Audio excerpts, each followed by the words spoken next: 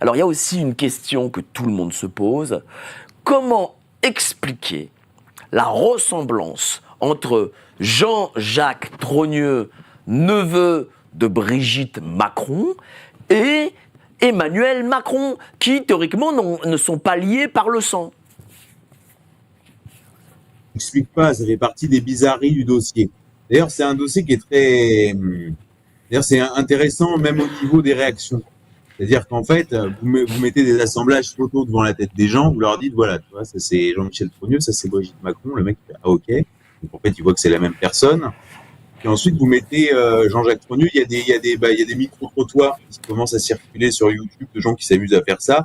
Tout le monde dit, mais c'est qui? C'est le frère de Macron? C'est quoi? Donc en fait, on a dit, bah non, c'est le neveu de Brigitte, c'est le fils de Jean-Michel Trogneux qui potentiellement est Brigitte. Donc en fait, les gens dans leur tête font un tour, quoi. C'est-à-dire que là, on est dans ce qu'on appelle le mindfuck, quoi. C'est-à-dire que d'un coup,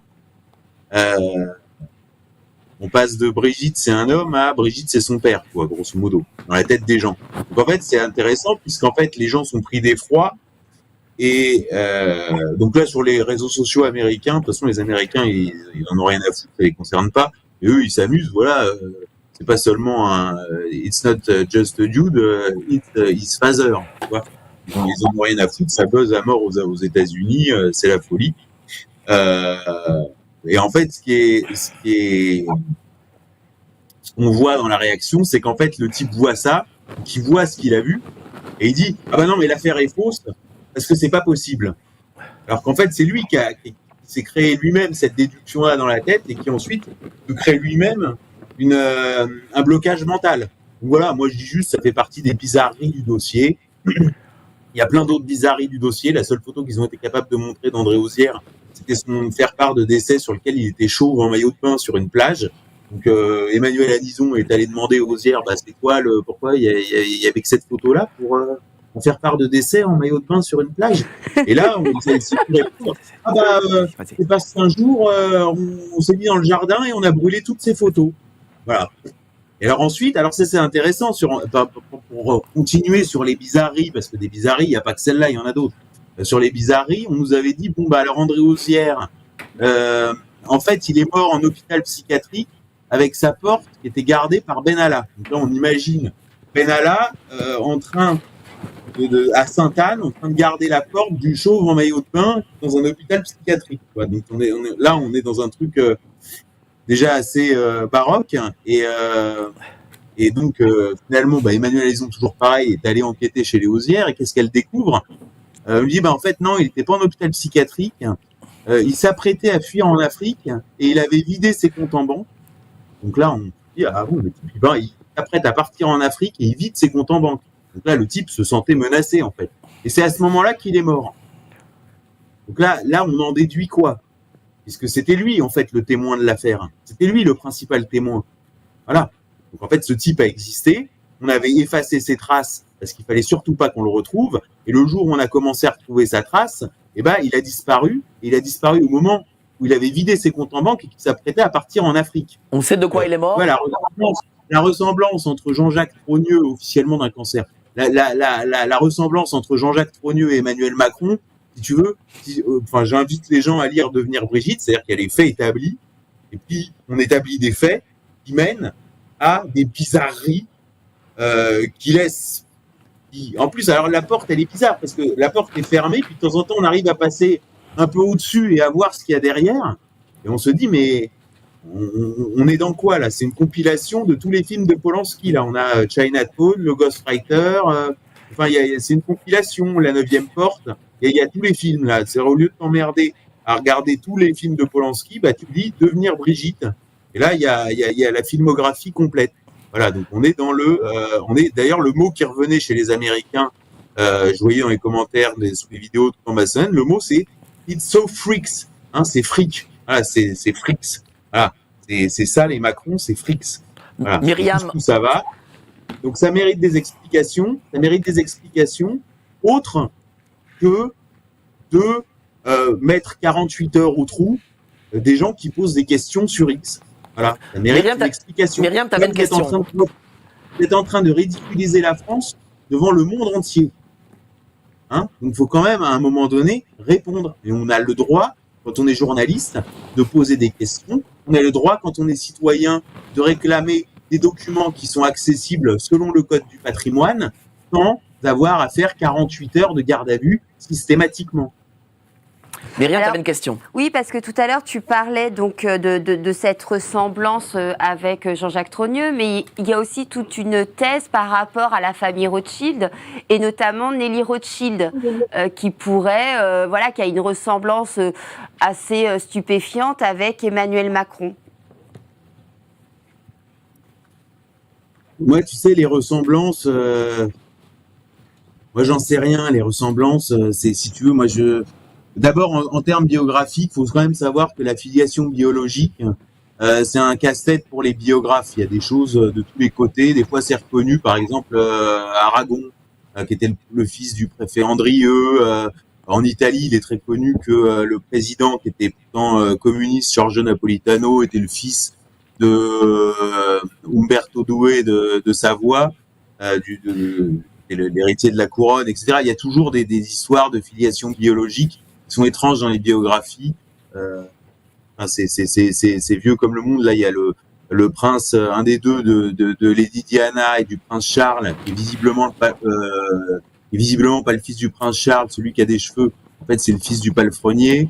Il y a sur Bill Clinton, sa fille, c'est la fille du maire de leur fief électoral. Et lui, en fait, il a 2 enfants qui sont noirs américains, d'une prostituée noire américaine. Je veux dire, la filiation biologique dans les biographies. Puis ensuite, des fois, c'est le cas du fils d'Alain Delon, là, qui est mort peu avant son père. Oui, qui n'avait jamais été reconnu par Alain Delon. Donc, voilà. Donc moi, j'en sais rien. Ce qu'on peut dire sur le Macron et les quand même, c'est le portrait craché. Hein.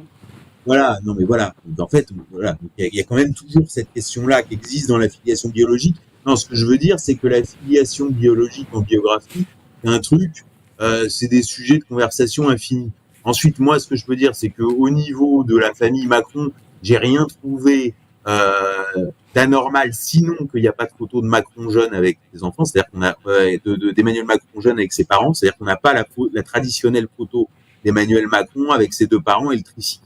Ensuite, quand on creuse du côté des parents, il y en a un qui est psychiatre au CHU d'Amiens, et l'autre, dont on découvre donc la mère, présentée comme la mère, Françoise Noguès-Macron, qui est chargée d'un protocole de transition pour les personnes transgenres à la Caisse nationale d'assurance maladie. Donc on se dit, ah tiens, c'est drôle ça, parce qu'elle est dans la même ville que Brigitte, qui a potentiellement suivi ce genre de protocole. Donc on se dit, d'ailleurs elle dit, oui, pour moi Brigitte c'est pas une belle fille, etc. Alors on essaie de comprendre ce qui se passe. Sur les Rothschild, ce qu'on peut juste dire, c'est que Macron a une carrière très étonnante au sein de la banque Rothschild, puisqu'il devient le plus jeune associé gérant à l'âge de 32 ans, alors que vraiment il y a eu des cadors, tu vois, il y a eu des mecs qui étaient brillants, tu vois, du genre Jean-Charles Naouri, enfin tu vois, qui étaient, ou même François Henrot, enfin des types qui sont pas des nuls, quoi.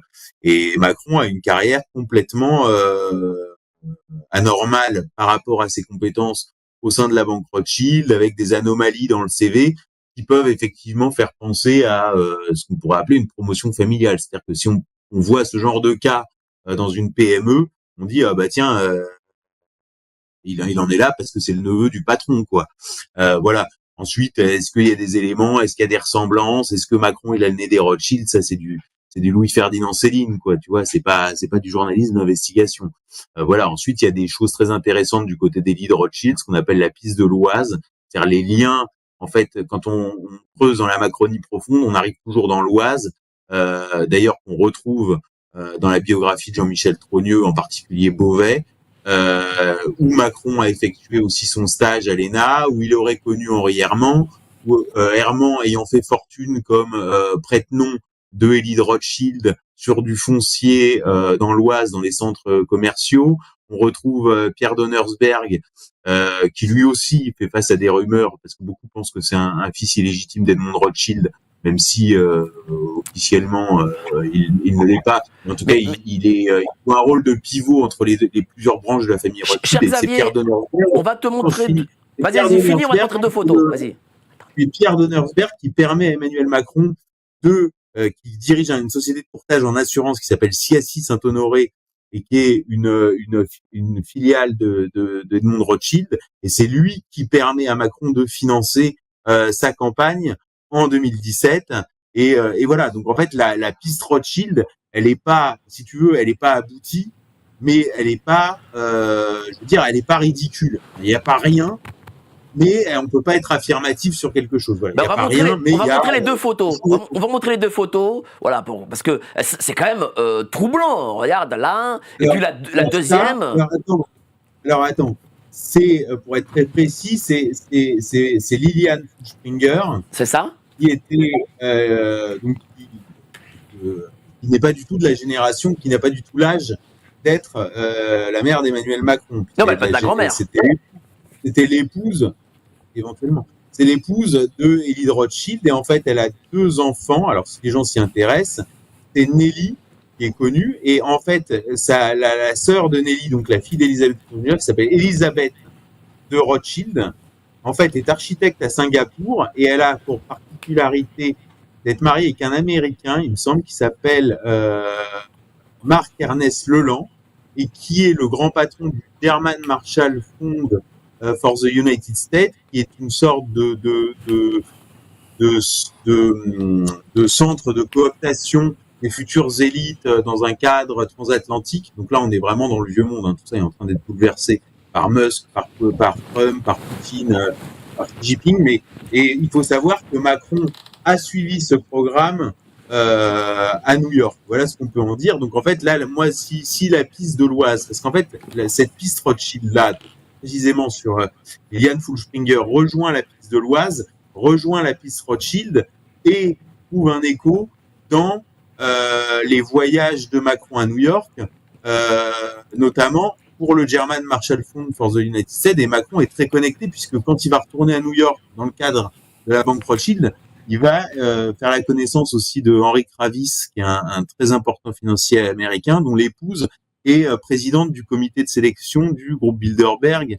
Elle s'appelle Marie-Josée Drouin. Il faut savoir que Kravis est évidemment aussi très lié à Xavier Niel. Henri Kravis, ça c'est aussi une piste qui mériterait d'être creusée, les liens d'Emmanuel Macron avec Henri Kravis. Enfin, tout ça pour dire que vous retrouvez tout ça dans Devenir Brigitte, voilà, et qui aussi peut servir à d'autres journalistes avec beaucoup effectivement de pistes à creuser, aux citoyens qui font des recherches. Il y a beaucoup de notes de bas de page, c'est très complet, avec des faits qui sont établis, des centaines de documents exclusifs, et c'est vraiment conçu parce que je l'ai vraiment écrit comme si j'expliquais l'affaire à une Noire américaine. C'est-à-dire qu'en fait, elle connaît rien de la politique française, et moi, je lui raconte l'histoire. Donc en fait, c'est vraiment écrit pour être le plus clair possible, et ça peut être repris dans un cadre parlementaire, dans un cadre judiciaire et dans un cadre journalistique. Donc, toutes ces pistes sont effectivement évoquées. Merci à toi, cher Xavier. Continue à partager. Et comme par hasard, ce soir, Macron fait son live et on est plus nombreux que le live de Macron. Donc continuez, partagez. Voilà, vous êtes plus intéressés par géopolitique que par le live de Macron. Myriam, tu as une question? Oui, moi, ce qui m'a interpellée, et elle n'a pas été, je trouve, jusqu'au bout dans les épisodes de Candace Owens, c'est qu'elle dit que cette histoire est liée à l'affaire Epstein. Est-ce que tu peux nous en dire plus? Pour aller très très simple, parce qu'on va faire un grand développement sur l'affaire Epstein, mais il est évident que les gens qui sont derrière Macron, derrière le couple Macron, sont les mêmes qui sont aux manettes de l'affaire Epstein. Voilà, de manière évidente. Là, je parlais d'Henri Kravis, on parle de David de Rothschild. Enfin, faut pas. L'affaire Epstein derrière, c'est l'architecture, c'est les circuits financiers, etc. Sont liés effectivement au Congrès juif mondial essentiellement, au travers d'Edgar Bronfman et de Leslie Wexner ou de Ronald Lauder d'ailleurs dans le cas de l'affaire Epstein. Et de David de Rothschild, qui est président du board du Congrès juif mondial, dans le cas de Macron. Le vrai protecteur de Macron, c'est David de Rothschild, et c'est même revendiqué par Macron, puisqu'il dit quand je serai au pouvoir, je serai sa couverture, je serai son hedge. Lui-même, Macron dit lui-même, comment il dit? Il dit mon parcours, ah oui, il dit j'avais un parcours qui ne pouvait être compris que chez Rothschild. Je veux dire, Enfin, c'était même risqué de dire ça. Enfin, vraiment, en fait, ils ont beaucoup assumé. En fait, ce qu'il faut bien voir, c'est que tout est disponible en source ouverte, même le côté prostitutionnel de Macron, parce qu'effectivement, il y a toujours ce côté prostitutionnel dans l'affaire Epstein comme dans l'affaire Macron, où lui-même dit le job c'est de séduire, on est une sorte de prostituée. Minc qui va sur France 2 expliquer banquier d'affaires c'est les qualités d'une pute, il les avait toutes. Enfin, voilà, donc on retrouve en fait le même monde. On retrouve, je parlais d'Henri Kravis, il suffit de regarder la documentation relative à l'affaire Epstein, notamment le livre noir, il y a une entrée géante sur Henri Kravis. Euh, voilà, donc c'est pourquoi Ghislaine Maxwell s'est réfugié en France, pourquoi Jean-Luc Brunel s'est réfugié en France, pourquoi Epstein, quand il est arrêté à New York, c'est à la descente d'un avion en provenance de Paris, etc., etc.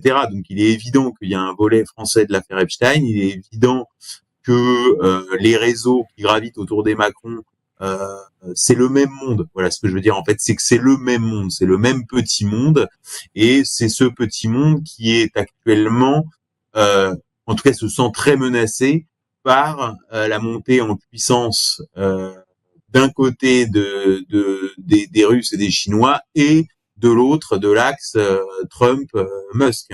Voilà, et donc en fait ils sont complètement repliés, une sorte de fort à l'amour, et ils deviennent effectivement très agressifs. Et nous, moi je suis en danger si on veut, puisque oui effectivement c'est les moyens de l'État qui sont intégralement détournés pour me faire taire, si on veut, alors que je ne fais que de souligner des choses qui sont visibles en source ouverte. Je veux dire, c'est pas moi qui vais au sommet de l'IA me donner un spectacle devant le monde entier en criant plug baby plug. Je veux dire, c'est hallucinant, quoi. On se croirait dans Bruno, le film de Sacha Baron Cohen, là, tu sais, avec le mec de la mode, l'Autrichien qui a acheté un noir contre un iPod. Tu sais, son fils c'est un noir, il a un petit black qu'il a acheté contre un iPod au Kenya. Voilà, plug baby plug. C'est tellement ridicule, c'est tellement risible, c'est tellement gênant. La cérémonie d'ouverture des JO, etc., etc. Et en fait, de simplement décrire ce qu'on voit, c'est-à-dire qu'on en arrive à un niveau où en fait on n'a pas le droit non seulement de voir ce qu'on voit, et on n'a pas le droit de décrire ce qu'on voit. Et c'est pour ça que je dis qu'on est arrivé au bout de ce que Poutine a appelé l'empire du mensonge. C'est ça. Et en fait, c'est ça l'empire du mensonge. L'empire du mensonge, c'est le visage de Brigitte Macron. Voilà. Mais justement, cher Xavier, comment se fait-il que Candace Owens a repris cette affaire? Est-ce que, par exemple, Trump veut aussi que cette affaire finisse par sortir? Oui, parce qu'on pourrait t'accuser, je me fais l'avocat du diable, mais de servir le pouvoir américain et pour faire de l'ingérence politique en France. Bon, enfin, l'ingérence politique des États-Unis en France, je crois qu'elle m'a pas attendu, quoi. Je pense, mais en tout cas, c'est l'un des arguments que l'on voit des gens qui cherchent cette hypothèse, en fait. Non, c'est plutôt, je pense, d'ailleurs, pour être allé aux États-Unis, avoir un peu rencontré des gens là-bas, ce qui se dessine plutôt, c'est un retrait de l'influence américaine sur le continent européen. C'est-à-dire que ils veulent se débarrasser, les Américains veulent se débarrasser de l'Europe, pas des peuples européens, se débarrasser de deux structures qui sont l'Union européenne et l'OTAN. En fait, deux structures intégrées, puisqu'en fait, elles siègent toutes les deux à Bruxelles. Et on voit d'ailleurs, dans le soutien affiché de Elon Musk à l'AfD, que c'est pas une ingérence américaine. Puisqu'en fait, l'AfD est sur des partenariats stratégiques, le retour au partenariat stratégique antérieur à la guerre en Ukraine avec la Russie. On voit que que Musk a soutenu le candidat roumain qui est considéré comme un candidat pro-russe et qui a fait campagne sur TikTok, qui est un réseau social chinois. Voilà. Donc en fait, ils veulent vraiment faire péter ces deux structures sur la France. Je dirais que ce qui est étonnant des échanges que j'ai pu avoir, c'est de mesurer à quel point ces gens-là étaient francophiles. C'est-à-dire avec une idée quand même que la restauration de la chrétienté en général et du catholicisme en particulier passer par le sauvetage de la France. Voilà.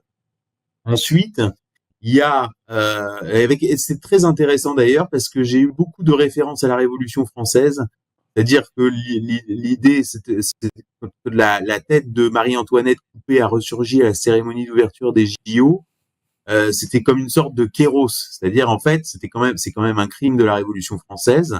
C'est l'ouverture d'une séquence historique, et en même temps, l'idée que peut-être que l'affaire Brigitte Macron était en fait dans une sorte de kéros, effectivement, une façon de refermer cette parenthèse, puisqu'il y a un écho, même un éditorialiste franc-maçon du journal Marianne avait écrit: c'est dingue cette affaire Brigitte, ça fait penser aux libelles pré-révolutionnaires qui circulaient sur Marie-Antoinette. C'est un peu l'hommage du vice à la vertu. Donc ils sont très francophiles, avec en même temps, en même temps, là pour le coup, une vraie admiration pour Bonaparte. Hein, il y a dans les contacts que j'ai pu avoir, la figure de Bonaparte, et d'ailleurs on le voit dans les publications et de Donald Trump et de son entourage. Par exemple, le général MacGregor a un buste de Napoléon Bonaparte lors de ses interventions dans les médias américains, toujours derrière lui. Donc cette référence à Bonaparte. Donc en fait, vraiment une francophilie, je dirais, totale, c'est-à-dire la France en tant que pays catholique, et en tant que, pas seulement pays catholique. Le catholicisme, c'est la France, c'est ça l'idée. Et en même temps, un immense respect pour la figure de l'empereur. Donc ça, je tenais à le dire. Aussi concernant le dossier Trump. Bon, là, il y a beaucoup de fantasmes, mais en vérité, ce qu'il faut comprendre, c'est que quand vous faites une opération comme ça, vous donnez pas un dossier classifié à des journalistes. Ça n'existe pas. Il y a que Emmanuel Macron qui filme ses échanges avec Vladimir Poutine au téléphone et qui les diffuse ensuite sur France 2 comme si c'était du Jean-Yves Lafesse. Vous voyez, c'est pour ça que c'est plus du tout un interlocuteur crédible nulle part. Partout dans le monde, il est plus du tout crédible. Pourquoi ? Parce qu'il téléphone à Vladimir Poutine, il y a les caméras de France 2, et ensuite il diffuse ça en prime time, comme si, je te dis, on était sur Rire et Chanson. Et c'est pas comme ça la vraie vie. Trump, il va pas faire ça. Par contre, tu peux dire à une influenceuse, regarde, en France, il y a un type qui a bossé, là, ça se rapproche beaucoup de ce que j'ai moi. Donc, médiatise-le. Voilà. Et d'ailleurs, je le dis parce que Candace Owens s'en est pas cachée. C'est-à-dire que quand elle a teasé sa série Becoming Brigitte, elle a fait explicitement référence à la panique transatlantique qu'avait causé la découverte du dossier Trump à Mar-a-Lago. Et pour rester sur ce qui est en source ouverte, j'aime pas dévoiler des conversations privées ou faire du off, mais et puisque Candace Owens en a parlé publiquement, en fait, ils ont identifié 2 acteurs sur ce dossier-là, donc moi-même, et l'autre acteur, c'est effectivement Alexandre Benalla, qu'il voudrait faire passer à table. Donc voilà, la balle est Ils pensent que effectivement... Benalla pourrait être l'amant, par exemple, de Macron ? Ça peut être leur Non, thèse ? c'est pas ça, c'est médiatisé. C'est-à-dire effectivement que Alexandre Benalla aille aux États-Unis, qui se mette face à un journaliste américain, soit Candace Owens, puisque c'est elle qui est en charge de ce dossier. D'ailleurs, c'est là où c'est très intelligent, parce que Candace Owens, c'est très bon, parce que c'est un dossier qui doit être porté par des femmes. Le dossier Brigitte, c'est pour ça que c'est Natacha Arès, c'est pour ça que, etc. Et c'est très intelligent que ce soit Candace Owens, parce que si ça avait été, je sais pas quel, Joe Rogan, par exemple, c'est compliqué pour un homme de porter ce dossier-là, parce que si je dis Brigitte, c'est un homme, moi, je suis beaucoup plus masculin. C'est un dossier weiningerien, c'est-à-dire qu'est-ce que c'est que le masculin, qu'est-ce que c'est le féminin. Et il faut prendre ça comme une gamme, en fait. C'est pas un 1, 0 ou 1, c'est 0, virgule. Et en fait, moi, si je dis Brigitte est un homme, Brigitte, c'est une femme par rapport à moi. Alors que si une femme dit Brigitte c'est un homme, et Brigitte c'est effectivement un homme par rapport à une femme. Voilà. Et donc c'est pour ça que Natacha Arès c'était bien. C'est pour ça qu'aujourd'hui Candace Owens c'est mieux. Et voilà.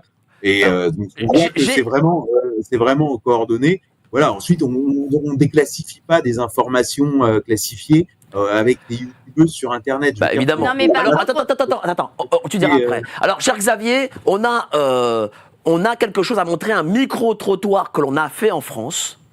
Et on va le commenter. Voilà, montrer ces 2 minutes. Allez-y sur GPTV Investigation. On a demandé aux gens, aux Français, voilà, ce qu'ils pensaient de l'affaire Brigitte. Allez-y. Alors, j'en ai pas spécialement entendu parler. En revanche, je pense que la rumeur peut être très destructrice que ce soit Madame Macron ou n'importe qui d'autre personne. Il faut pas dire n'importe quoi sur les gens. On peut leur nuire, on peut les porter à la dépression et ça les suit pour toujours et c'est destructeur. Moi j'y crois je vous mens pas en vrai, j'y crois, vous pourrez pas y croire. Et ça prendrait pas autant d'ampleur en vrai, c'était faux. Hein. Oui, parce que là, ça prend une ampleur énorme, parce que toute la presse étrangère en parle. Il y a même une série de documentaires de Candace Owen qui fait le buzz sur YouTube. C'est arrivé jusqu'aux États-Unis en vrai, je pense pas que ce serait pour rien. En plus, elle a sorti plein de preuves, Candace, si je dis pas de conneries. J'avais bien vu quelques minutes, quelques extraits aussi. Je vous mens pas, moi j'y ai cru. Franchement, j'y crois pas trop. C'est vrai que de tout ce qu'on raconte sur les réseaux, faut apprendre à en laisser, franchement, et savoir si vraiment c'est vrai. Faut vraiment des bonnes preuves. Mais moi, franchement, non, j'y crois pas. Vous y croyez, vous? Non, pas du tout non plus. C'est vrai qu'avec l'ère des IA, en trafiquant des vidéos, on peut faire croire un peu ce qu'on veut en plus. Personnellement, oui, je pense que c'est un homme. Comment ça? C'est un homme qui est né avec un sexe d'homme et qui a voulu se féminiser. Il a peut-être trouvé que le monde de la femme était peut-être plus joli, plus fleuri, plus parfumé. Et je pense que peut-être s'est-elle fait faire une opération. Eh bien écoutez, je vous dirais que je n'y crois pas. Donc, Pourquoi? Pour vous, c'est pas possible. non, tout est possible au jour d'aujourd'hui, mais non. Alors, vous avez vu ce petit reportage, extrait du reportage, allez sur GPTV Investigation, vous verrez le reportage en son ensemble, vous verrez quelques perles. Dis-moi, cher Xavier, qu'est-ce que tu penses de ces réponses de Français? Ça traduit en fait une sorte de no man's land médiatique dans lequel on se trouve, où on voit que les gens sont un peu perdus, quoi. C'est-à-dire que d'un côté, le type dit avec les IA on peut trafiquer des trucs, ce qui est pas faux, mais avec les IA on peut aussi découvrir la vérité. L'IA c'est un support. Enfin, on voit bien qu'en fait il y a beaucoup de confusion. Puisqu'en fait, je pense que au niveau médiatique, en fait, ce qu'on vit, c'est vraiment, je pense que l'intelligence artificielle, là, pour rester là-dessus, c'est intéressant. C'est du niveau de l'imprimerie, quoi. C'est-à-dire qu'en fait, c'est une rupture. On va changer d'époque. C'est-à-dire que c'est comme au moment de quand il y a la réforme protestante qui arrive en même temps que l'imprimerie. Là, on ouvre une autre époque et en fait on sort de la modernité et en fait il y a un rapport aux médias qui est complètement explosé. Et on voit qu'en fait, là, on voit que des gens qui ne s'informent pas de la même façon. Voilà, c'est ça qu'on voit. Moi, ce que je dis simplement, je dis, bon, voilà, il y a un type qui a enquêté sur l'affaire. Il sort un livre. Le truc, c'est un best-seller aux États-Unis. Voilà, lisez-le. Faites-vous votre opinion. Moi, je cherche pas à convaincre. Je cherche à comprendre. J'ai analysé, consulté, cherché des centaines de documents, j'ai engagé moi-même des procédures. Il y a tous les documents dans le livre. Il y a toutes les indications pour trouver les documents qu'il n'y a pas. Donc c'est très complet, c'est une vraie biographie de Brigitte Macron et je laisse aux gens donc lisez Devenir Brigitte, offrez-le, lisez-le, offrez-le et faites-vous votre opinion. Et voilà, moi d'ailleurs je suis très content parce que sur Becoming Brigitte, sur la version anglaise sur Amazon, donc qui est vraiment un best-seller aux États-Unis, hein, les chiffres de vente sont très très très impressionnants. Il y a un bouche à oreille qui se crée et surtout on voit sur les commentaires Amazon qu'on n'a quand même pas affaire à des abrutis, c'est-à-dire des gens, on voit que les gens ont vraiment fait l'effort de lire le livre aux États-Unis et ça j'étais très fier, c'est qu'ils saluent tous la clarté du livre et la qualité d'écriture. Et donc là, j'en profite pour remercier vraiment mon traducteur que j'ai fait bosser. Vraiment, on a vraiment bossé à toute vitesse, qui a vraiment été très efficace. Et je suis très fier que les Américains saluent effectivement la qualité d'écriture du livre et effectivement sa clarté. Donc achetez Devenir Brigitte, lisez-le, offrez-le, faites-vous votre Voilà. opinion par vous-même. Offrez-le. Voilà.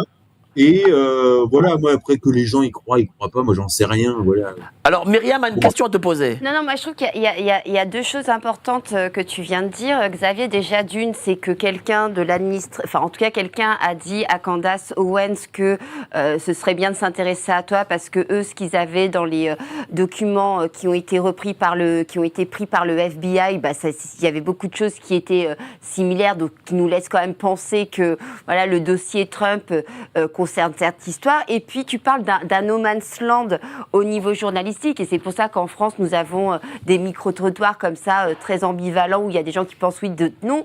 C'est parce Mais au moins ils sont au courant. Et au moins ils sont au courant. Mais pourquoi? Parce qu'aujourd'hui les journalistes, en tout cas du mainstream, ne veulent pas en parler, non pas parce qu'ils n'y croient pas, mais parce que c'est un sujet risqué. Et si c'est risqué, c'est que il y a des choses à dire. Tu as perdu ta place à TPMP à cause de ça. Oui. Tu peux le redire. Oui, je peux le redire. Et puis, ce que j'aimerais juste dire, c'est que, et d'ailleurs, je dis pas ça parce que tu es en face de moi, mais ce sujet est tellement touchy que même parmi les médias indépendants, seule Géopolitique Profonde en parle.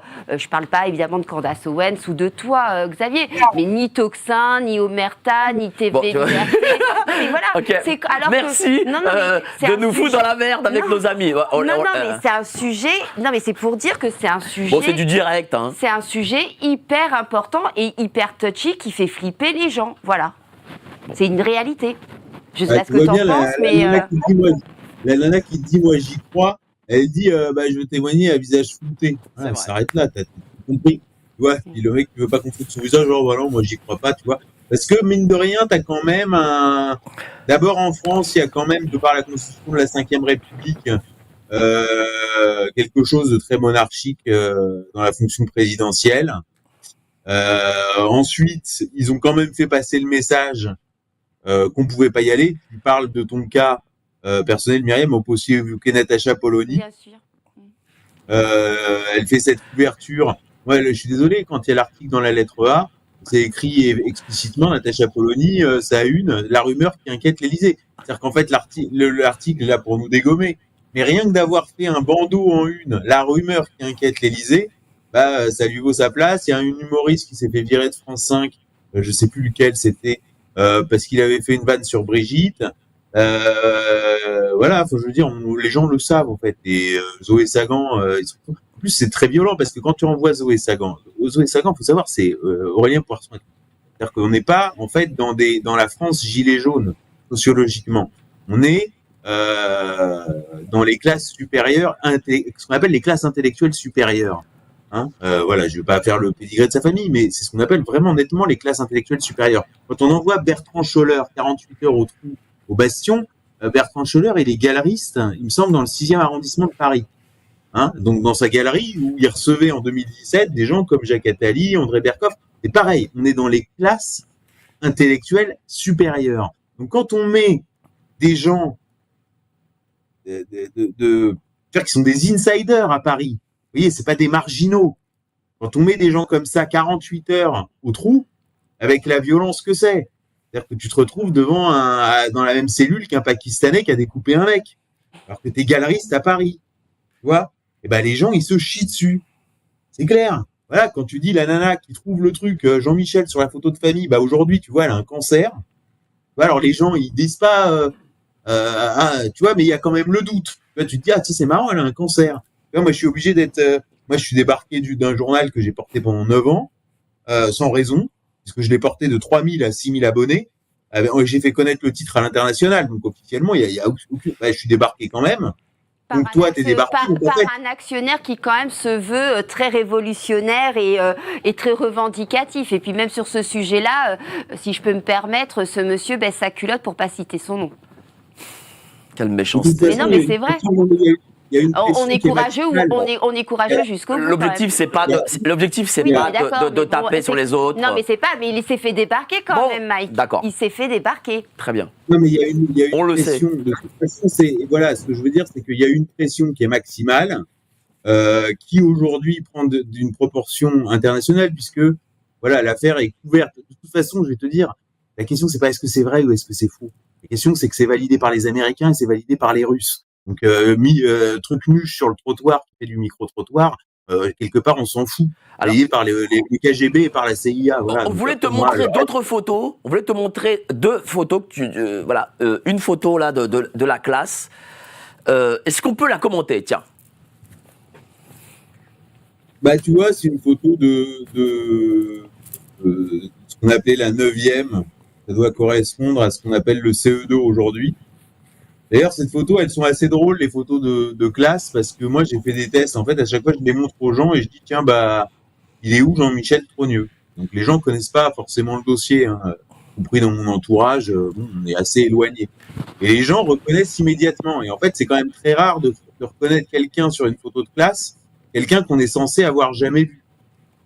Et vous pouvez faire le test autour de vous, vous montrez la photo, et ben les gens reconnaissent tous Jean-Michel Trogneux, alors qu'ils sont censés n'avoir jamais vu Jean-Michel Trogneux. Pourquoi ils le reconnaissent? Parce que en fait, c'est un visage qui leur est familier et qu'il est inscrit dans leur rétine parce qu'ils l'ont déjà vu 150 fois en Coupe de Paris Match, et puis c'est tout. Voilà. Donc là, on le voit au premier rang. D'ailleurs, cette photo est très intéressante parce que quand tu zoomes sur la tête du gamin, tiens, zoom sur la tête du gamin. On Quand va tu zoomer zoomes sur sur la la tête du tête, gamin. voilà, bah, en fait, Notre tu vois réal que- est à fond là aussi, lui. Il est à fond. Ah, il parce peut pas. qu'en fait, Bon, bah tant pis. C'est pas grave. regarde, il y a un fichier que je t'ai envoyé, il y a un fichier, c'est dans un zip qui s'appelle DENT. Dans. Voilà, DENT. Voilà. Donc, voilà, si tu regardes dans ce fichier, il y a 3 images. Et ça, là, on va comprendre le niveau de la manipulation de l'opération de Brigitte.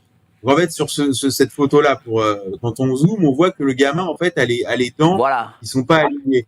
Or, sur la photo de famille, il a les dents alignées. Tiens, regarde, voilà.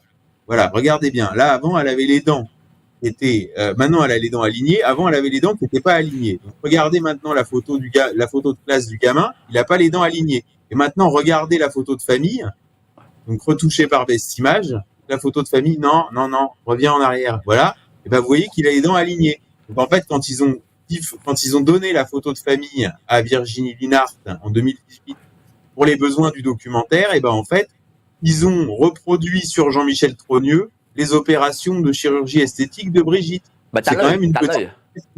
Ah bah attends, tu le vois une fois que tu l'as vu. Tu Ah, vois bien que sûr. ça, Là, non, ouais, là, regarde, on voit que ça. On les ne dents, voit elles que sont ça. Là. alignées, elles sont alignées.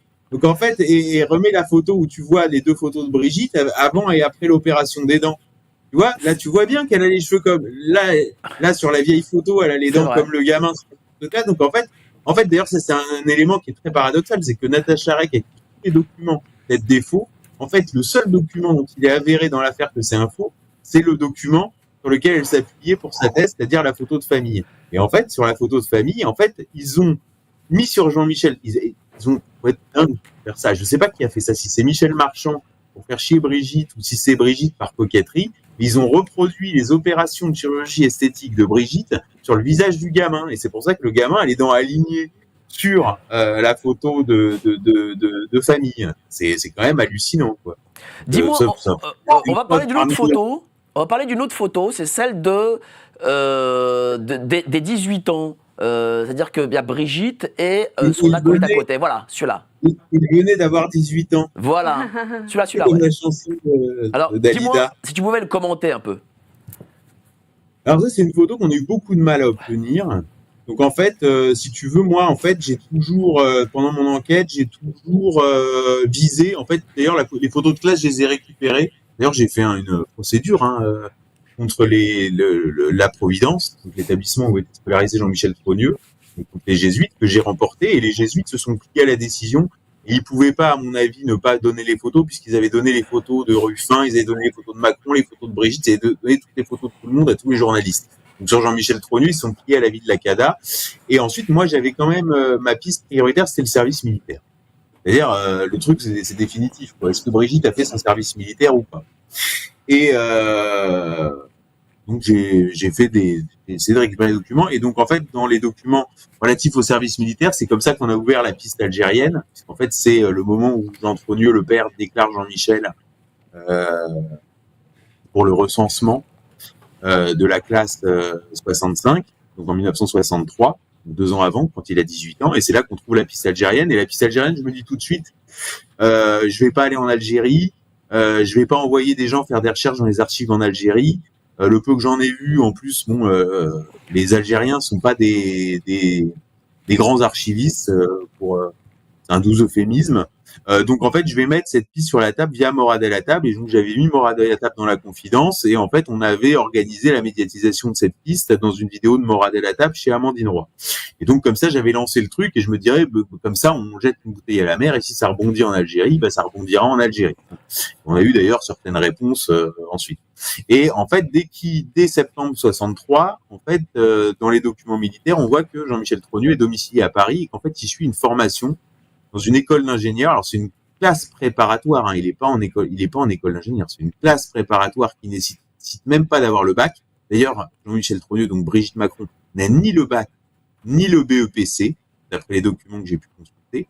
Visiblement, elle a arrêté l'école en 5e, au cours de son année de 5e, puisque j'ai pas trouvé de traces de sa scolarisation après. Et dans le dossier donc de cette école, dans le dossier scolaire de cette école, donc de cette préparation à une école d'ingénieurs, en fait, il y a marqué qu'il n'a pas le BEPC, qu'il n'a pas été scolarisé dans les 3 ans avant, donc 3 ans avant 18 ans. Et voilà. Donc en fait, elle a été inscrite dans cette prépa, sans doute par un truc familial, puisqu'en fait, le beau-père d'un des frères était le président d'un syndicat du BTP et le président de l'association des anciens élèves de cette école. Et d'ailleurs, quand on voit le dossier scolaire, on comprend qu'elle y est jamais allée, puisqu'en fait, elle passe avec des résultats passables à la classe supérieure. Et on sent qu'elle a eu droit à une faveur. Et l'année d'après, en fait, le premier trimestre, elle a 5 absences. Deuxième trimestre, on en est à 49. Et le dernier trimestre, elle y va quasiment pas, quoi. Donc en fait, elle a vraiment été de passage, mais je m'étais dit, bon au moins là, on a un truc, on peut avoir un trombinoscope et un dossier scolaire, donc des informations. Et donc en fait, j'ai fait une procédure en fait contre cette école qui a duré en fait entre ma première demande auprès de cette école et le moment où je récupère les documents. Ça a été une procédure qui a duré entre avril 2023 et novembre 2024. Et en fait, au bout d'un moment, la justice administrative m'a rendu une décision favorable en expliquant à l'établissement qu'il devait me donner la photo.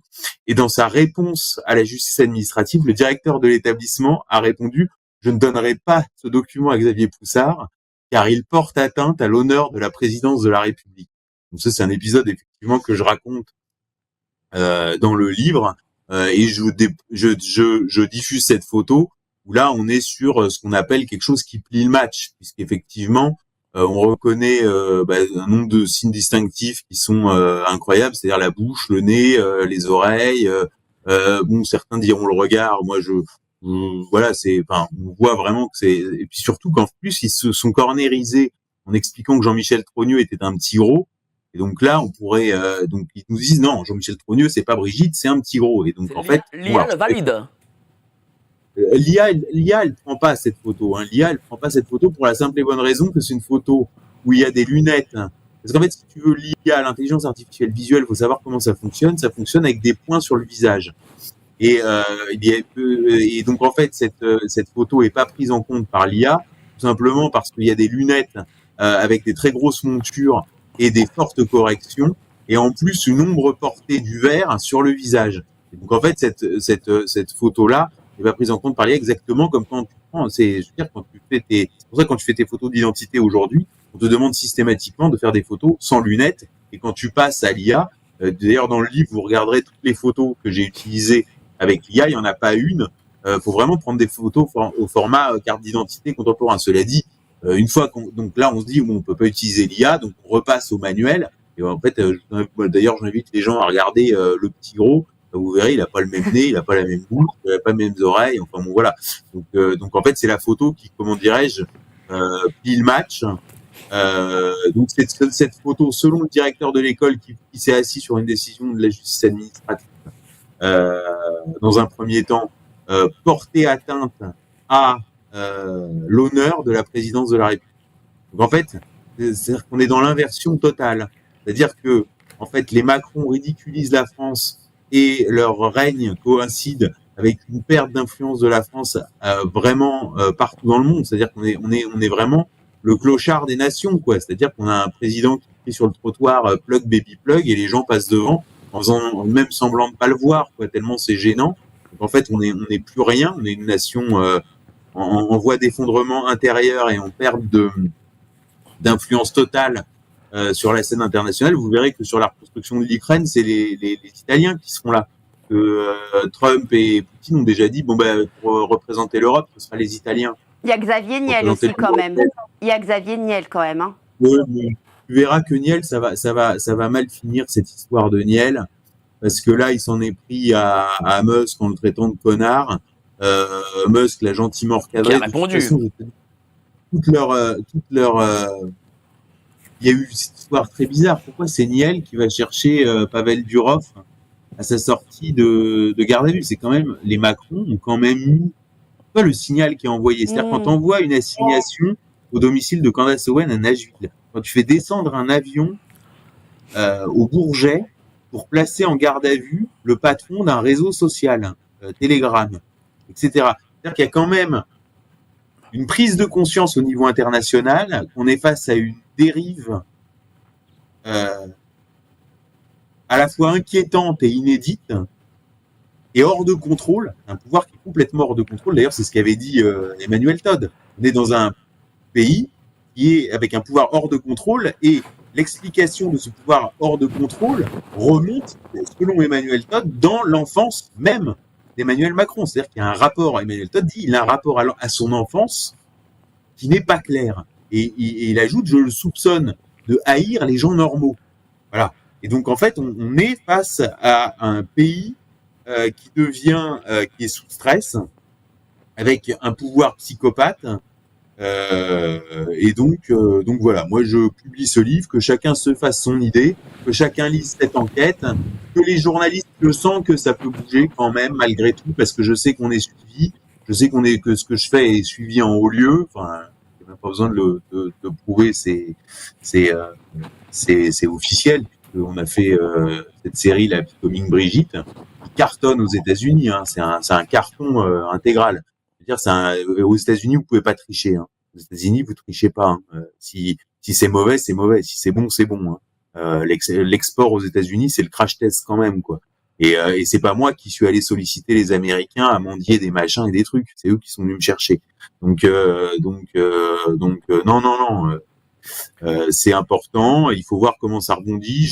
Moi, je vais faire quand même des services presse pour voir si au niveau des médias mainstream, il y a moyen d'enfoncer quelques portes. Et puis, effectivement, de créer, ça a toujours été mon objectif depuis le début, de créer les conditions d'une ouverture de la boîte de Pandore dans le champ médiatico-judiciaire institutionnel, puisqu'on est quand même sur un parcours qui ressemble de plus en plus au code pénal. Hein.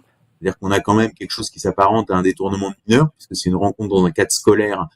Donc même si qu'ils aient couché ou pas couché, c'est pas la question. Hein. Je veux dire, elle le rencontre, il a 14 ans, et ensuite, quand il arrive à Paris, c'est en fin de première. Donc en fait, on reste sur la on a une dernière question de Mariam. D'ailleurs, tu me confirmes que jusqu'aux 48 ans révolus de Emmanuel Macron, Brigitte peut être condamnée. Voilà. Alors en fait, le point de droit, c'est celui-là. Moi, je suis pas juriste, donc je voudrais pas dire de bêtises, mais en fait, il faut savoir que selon la loi SCIAPA, la prescription, c'est 30 ans après la majorité du mineur. Donc le mineur, en l'occurrence, c'est Emmanuel Macron. Emmanuel Macron est né le 21 décembre 1977. Donc sa majorité, c'est le 21 décembre 1995. Donc 30 ans après la majorité du mineur, ça nous mène au 21 décembre 2025. Donc là, je dis que la justice pourrait quand même avoir une belle occasion de prouver son indépendance. Deuxième chose, il faut quand même savoir que ce fait-là se produit dans le cadre de ce qu'on appelle une usurpation d'identité. Or, dans l'usurpation d'identité, c'est comme dans le détournement de mineurs, la notion de consentement n'existe pas. Hein, si vous roulez avec le permis de conduire de votre pote et que vous faites choper, donc c'est une usurpation d'identité, vous pouvez pas dire « Ah bah oui, mais il était consentant ». Ça n'existe pas, ça. Donc dans l'usurpation d'identité, puisque c'est un frère qui usurpe l'identité de sa sœur, puisqu'il se fait connaître dans des fonctions d'enseignant, et puis aujourd'hui dans des fonctions face aux Français, avec l'identité civile de naissance de sa sœur. Donc c'est une usurpation d'identité qui est une usurpation d'identité continue, hein, puisque c'est 6 ans l'usurpation d'identité, mais là c'est une usurpation d'identité continue, puisque ça dure encore jusqu'à aujourd'hui. Donc ça, cette usurpation d'identité continue, il faut savoir qu'elle comporte plusieurs circonstances aggravantes, dont le divorce avec André Ozière, mais surtout le mariage avec Emmanuel Macron, puisque dans une usurpation d'identité, conclure un mariage, c'est considéré comme une circonstance aggravante qui peut s'apparenter à une fraude et à un faux et à usage de faux. Donc il faut savoir que la présidence de la République aujourd'hui en France, vis-à-vis je veux dire, du droit, c'est quand même quelque chose qui existe, le droit, on peut pas s'asseoir sur le droit, est complètement illégal, et son exercice du pouvoir, c'est-à-dire activer le cabinet militaire de la présidence de la République pour engager des poursuites judiciaires, c'est aussi complètement illégal. Donc tout est absolument illégal, et c'est moi qui ne fais juste que de constater des faits et d'analyser des documents et de demander des documents, qui suis obligé aujourd'hui de vivre en exil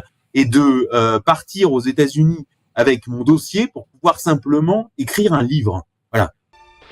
Pardon, monsieur, je suis confus, j'ai égaré mon briquet.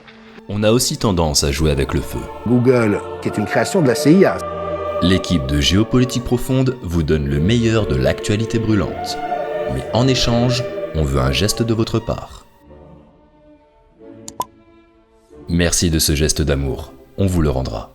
Ravi.